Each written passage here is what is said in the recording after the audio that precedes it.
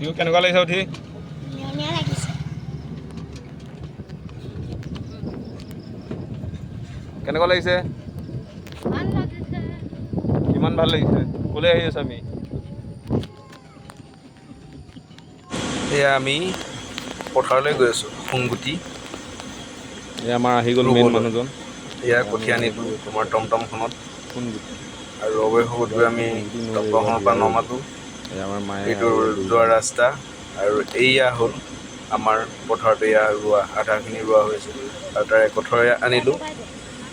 মায়ে ৰুই আছে আৰু ইয়াত মহন্তদাই আলি পাত দি আছে আৰু এয়া আলি মই আমাৰ কঠীয়া ৰুই আছে কঢ়িয়াই হ'ল।